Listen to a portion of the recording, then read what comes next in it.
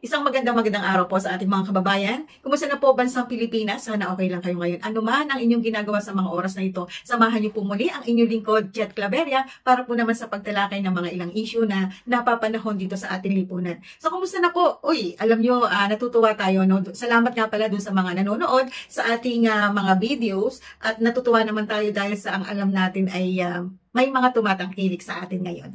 At mag-comment lamang po kayo kung ano yung mga gusto nating mga talakayin para naman po matalakay natin, ma-research natin mabuti kung ano yung mga bagay-bagay na nakapaloob dun sa mga issue. Yung mga nagko-comment po, syempre kahit ganito po ang inyong lingkod, may mga nagpapasalamat doon sa mga tinatakal nating mga issue, may mga nagchat-chat sa akin, at meron din naman po hindi nagugustuhan yung ating mga tinatalakay. Meron pong iilan na mga hindi nagugustuhan yung ating mga tinatalakay. So, alam niyo po, doon sa ating mga ipinapahayag dito ay sarili din nating pananaw at ang iba naman ay talagang nililinaw natin yung mga sinasabi ng magkabilang panig.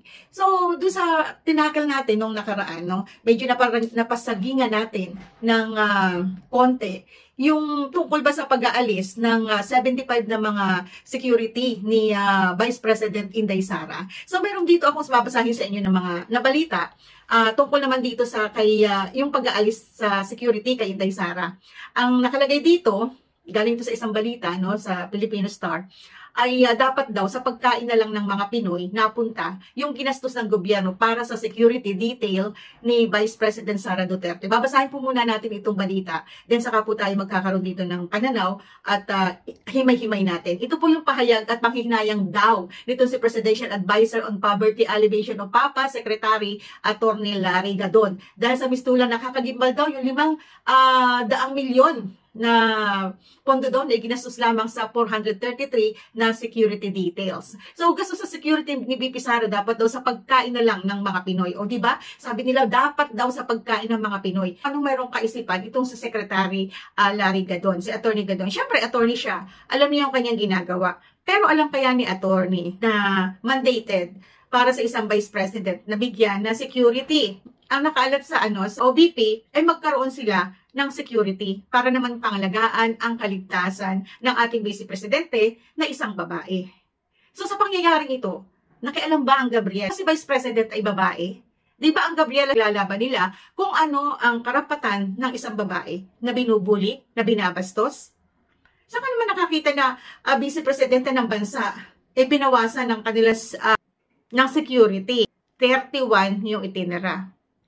Nasaan kaya ang kaisipan ng ating mga namiminuno dito at gumawa nito, no? Kasi bakit nyo inalisan? Di ba mandated nga? Ang sinasabi natin dito, mandated, di ba? Na dapat talaga na mayroong security ang ating Vice President. Kasi ang hangad natin naman sa ating bansa ay magkaroon tayo ng payapa at bansang, sabi nga ipagmamalaki natin sa buong mundo. Politika ang paiiralin. Tapos yung atin naman mga kababayan, kampi dito sa kabila, hindi na maintindihan. Naging politika na lahat, di ba? Na may kanya-kanyang sariling interes. So nawala na ang interes sa ating bansa, sa kapayapaan ng ating bansa, sa pag-unlad sa ating bansa. Tuloy natin ha, sabi niya, gasto sa security ni VP Sara dapat sa pagkain na lang ng mga Pinoy. O di ba? Paano yan? Insulto ba sa ating Vice President na dapat ay hindi na talaga siya bigyan ng security? Alam nyo, Atty. Gadon, may 31 pang natitira. Dapat ay kunin nyo na din. Kasi baka ito'y makatulong para maibsan yung problema natin sa illegal drugs, sa mga illegal gambling, o ano pa man na kailangan yung kanyang security dahil inalis nga di ba? May nakakakwentuhan nga tayo na napaka-cool. Ito si Vice President Sara Duterte. Ito natin yung balita ha. Sabi dito, anya, mas naging kapaki-pakinabang sana sa mga Pilipino kung ang nabanggit na pondo ay inilaan na lamang daw para pakainin ang mga nagugutom at tulungan ang mahihirap na nangangailangan ng tulong. Kuruin ninyo, no? Pati budget ng ating mga nagbabantay sa kaligtasan ng ating pangalawang Pangulo, lumilitaw daw kasi na tumatanggap ng 5,000 piso kada buwan ang 433 security ni BP sa loob ng 2 taon na nangangahulugan na higit sa 20 milyon kada buwan at sa loob ng 24 na buwan ay umaabot sa 480 million pesos. nagpapakita na ang Office of the Vice President ay gumagastos daw ng 55 million mula 2022 hanggang 2024 para sa special duty allowances ng mga military at uniform personnel. Bakit ba nila pinagtutuunan ng pansin itong mga security ng Office of the Vice President? Ito ang inyong pinag-iinitan. Napakaraming problema ng ating bansa. Masaya tayo, di ba? Sabi nga ay maraming pumalakpak sa ating Pangulong Ferdinand Marcos Jr. nung panahon ng SONA. Maraming pumalakpak. Hindi ako nakikipalakpak, di ba? Dahil sinasabi nilang pati daw oposisyon ay pumalakpak na rin sa mga sinabi o ipinahayag ng ating Pangulo. Wala namang masama ating sisihin. Sa mga nagaganap na ito sa ating bansa, sino ba ang nagpapagulo? Mayroon ba? Tahimik ang ating Pangulong Ferdinand Bongbong Marcos. Pero, yung mga nakapaligid sa kanya, at yung isang babae sa kanyang paligid, hindi naman alam ng Pangulo ba? O alam ba? Yun ang yayaring ganyang mga panggigipit. Kasi kung mapapansin nyo, di ba? Nung panahon na very sweet pa, itong si Vice President Sara Duterte at si Pangulong Ferdinand Bongbong Marcos. Di ba napakaganda ng tandem nila nun? Maraming issue nun, kahit sabihin pa natin na nalungkot si dating Pangulong Duterte dahil hindi siya sinunod ni Vice President Sara na kanyang anak kung sino yung magiging Vice President noon. Di ba? Na dapat ay itong si Senador Christopher Bongo ang dapat na magiging Vice President. Pero nag-iba itong si Senador Bongo dahil sa pagmamahal nila kay Vice President Sara Duterte. Dahil nakikita niya na mas maganda yung tandem nilang dalawa ni PBBM at siya nung panahong yon. Kaya lang, di ba yung ang hula nga ng ating mga kababayan, hindi magtatagal ang tandem ng mga yan. O eto na nga. Sino ba ang nagpapasama sa tandem nila? Sino ba ang nagpapaaway? Meron nga ba o wala? Nagkaroon ba ng tampuhan yung dalawa? Sana isipin din ng ating Pangulo na noong panahon na sila ay nabag ng kampanyahan. Di ba ang ganda ng kanilang samahan? Ipinaglaban ni Vice President Sara Duterte si PBBM sa kanyang ama at sa kanyang ilang kaalyado. Siya ang nasunod sa pag-aakala marahil na ang team nitong si PBBM ay magtatagal sila.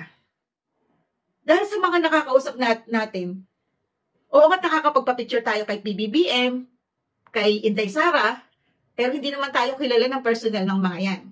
Subalit, nakikita natin yung kanilang mga ginagawa sa ating bansa. Nakikita natin ano ba yung mga pagbabago. May pagbabago ba sa panahon nilang dalawa? Ano yung nabago? Noong una, ang sinasabi nito si PBBM, huwag kayong mag-alala. Bababa ang lahat ng presyo ng basic commodities, partikular ang bigas. Pero magkano pa hanggang ngayon ang bigas? Ang pinakamababa, 56 ba? At ang ating NFA, nakakain ba? Bakit nag-resign si Vice President Sara sa DepEd, sa Department of Education? Bakit? Anong dahilan? Ayaw ni Vice President ng gulo. Ayaw ng Vice President na madadamay ang departamento at ang sino man sa kanyang mga nasasakupan na mapolitika. Kaya bumaba siya. Hindi ibig sabihin na kaya bumaba siya, i-analyze yung mga kababayan natin, hindi ibig sabihin na kaya bumaba siya ay duwag siya. Mahal na mahal niya ang taong bayan. Mahal niya ang kanyang mga nasasakupan. Ayaw niya dumating yung panahon na eto, nagkakagulo na. Hindi naman natin nagsasabing ayan na yung digmaan, di ba? Pero yung parunggitan, nagsisimula na. Di ba? Yung mga demolisyon, ayan na. Nagsisimula na. Dahil alam nila na malapit na ang eleksyon. Yung nga nakakwentuhan natin isang opisyal. Sabi ko nga, Sir, ano sabi po ni Vice President Sara nang alisan siya ng 75 security retreat? Sabi niya, Wala. Parang ano lang, kulang siya. Okay lang kung alisin ninyo. Pero ang tanong nga natin, saan parang tahimik yata ang Gabriela? Babae po ang ating Vice President, binubuli. Di ba galit na galit kayo? Kapag ka mayroong kababaihan na yung karapatan na isang babae ay nalalapastangan, pero dito sa nangyayari ito, nalalapastangan ang karapatan babae ng ating Vice President. Nakialam ba kayo? Bakit tahimik kayo? Anong dahil? Diba? So nakakalungkot minsan. Nakakalungkot yung ganitong mga sitwasyon. Alam niyo, marami pa tayong tatalakayin eh. Gusto kong isa-isahin sa inyo. Nagtatanong pa tayo sa malalapit dito kay Vice President Inday Sara, sa malalapit kay PBBM, ano ba talaga yung kanilang mga tunay na naisin para sa bayan? Yung hindi para sa kanilang interes. Pero tayo, may mata, may tenga, at nararamdaman natin, sino ba yung tunay na naglilingkod? Sino ba yung tunay na nagmamahal sa bayan? Paano nagmamahal sila sa bayan?